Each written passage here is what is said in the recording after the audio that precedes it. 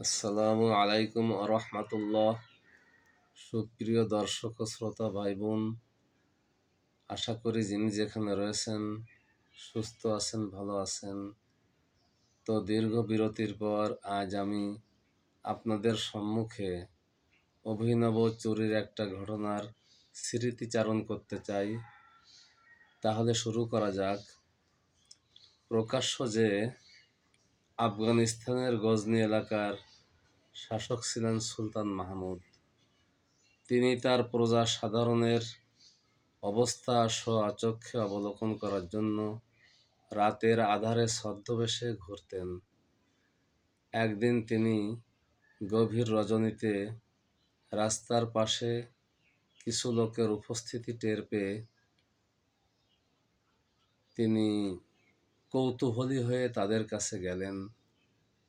তারা জিজ্ঞেস করল, তুমি কে? তিনি বললেন, আমি তোমাদের মতো একজন। তারা তাকে ডেকে তাদের মাঝে বসালো। এরপরে বলল, আমরা তো চুরির পরামর্শ করছি, তুমি কি আমাদের সাথে এ কাজে যেতে ইচ্ছুক? তিনি তাতে রাজি হয়ে গেলেন।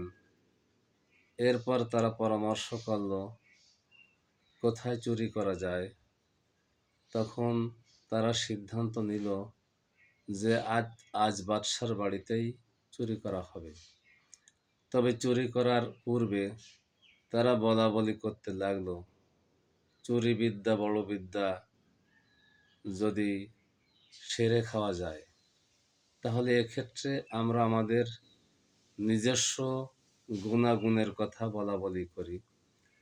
একজন বলল, আমি যে বাড়িতে চুরি করা হবে সে বাড়িতে যে হাততালি দিয়েই বলতে পারি কোথায় কোন সম্পদ লুকায়িত আছে। দ্বিতীয়জন বলল, যে বাড়িতে চুরি করা হবে সে বাড়ির তালাতে হাত দিলেই আমি খুলতে পারি, চাবির প্রয়োজন হয় না। তৃতীয়জন বলল, যে বাড়িতে চুরি করা হবে সে বাড়ির কুকুর কি বলে আমি সেটা বুঝতে পারি। চতুর্থজন বলল, আমি রাতের আধারে যাকে দেখি দিনের বেলায় আমি তাকে চিনতে পারি। তাদের প্রত্যেকের গুণাগুণ বলা হলো। এরপর তারা বাদশাকে বলল, আচ্ছা, তোমার কোনো গুণ থাকলে বলতে পারো। বাদশা ছিলেন খুব বিচক্ষণ। তিনি একটু চিন্তা ভাবনা করে বললেন, তোমরা যদি কোনো বিপদগ্রস্ত হও এবং তোমরা মারা যাওয়ার উপক্রম হও, তখন আমি দাড়ি নাড়া দিয়ে তোমাদেরকে বাঁচিয়ে দিতে পারি। তারা তার এই কথায় বেশ খুশি হলো এবং বলল, এটা তো বিশেষ প্রয়োজন। যা হোক, এবার বাদশার বাড়িতে যে চুরির কাজ শুরু করা হলো। তো প্রথম ব্যক্তি হাত তালি দিয়ে বলতে লাগলো, অমুক সম্পদ অমুক জায়গায় রক্ষিত আছে। দ্বিতীয়জন তুড়ি দিয়েই চাবি ছাড়া তালা খুলে দিতে লাগলো। দেদারচে চুরির কাজ শুরু হয়ে গেল। বাদশার বাড়ির কুকুর ঘেউ ঘেউ করে বলতে লাগলো, তোমরা কি করছো? যার বাড়িতে চুরি করছো স্বয়ং সে তো তোমাদের সাথে। এই কথা সে তার অন্য সাথীদের বললে তার কথায় কেউ গুরুত্ব দিল না। তারা অর্থের মোহে সম্পূর্ণ অন্ধ হয়ে গেল। এরপরে তাদের চুরির কাজ সম্পন্ন হলো। তারা পুনরায় জঙ্গলে আসলো এবং চোরাইকৃত মাল 4 ভাগে ভাগ করলো। সেদিন বাদশাকে কিছু দেওয়া হলো না। বলা হলো, তুমি তো নতুন, কাজে আজ তোমাকে দেওয়া হলো না, পরবর্তী দিন তোমার বিষয় বিবেচনা করব। বাদশার বাড়ি কাছেই ছিল, তাই তিনি তাদের অনুমতি নিয়ে বাড়িতে চলে আসলেন। বাড়িতে এসেই প্রথমে দারোয়ানের চাকরি বরখাস্ত করলেন। এরপর উজিরকে ডাকলেন। উজিরের মাধ্যমে সেই 4 ব্যক্তিকে দরবারে উপস্থিত করলেন এবং তাদেরকে ফাঁসির হুকুম দিয়ে দিলেন।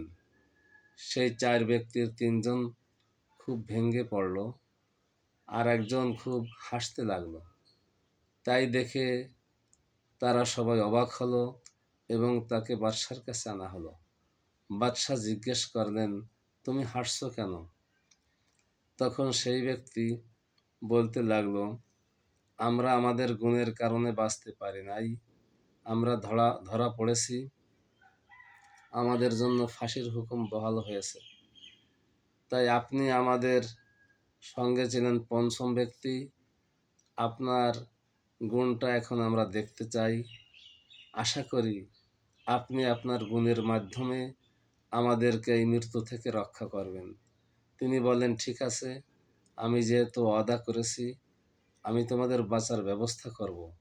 তবে শর্ত হলো তোমাদের এই চুরির কাছ থেকে তওবা করতে হবে। তারা বাদশার কথায় রাজি হয়ে গেল। এরপর তিনি দাড়ি নাড়া দিয়ে তাদেরকে ফাঁসি থেকে মওকুফ করে দিলেন। তো যা হোক, সম্মানিত দর্শক ও শ্রোতা ভাই বোন, এটা শুধু গল্প না, এর ভিতর রয়েছে অনেক শিক্ষার উপকরণ। তো আশা করি আবারও সাক্ষাৎ হবে অন্য কোনো ভিডিওতে। সে পর্যন্ত সবাই সুস্থ থাকুন, ভালো থাকুন, এ শুভকামনায় আল্লাহ হাফেজ।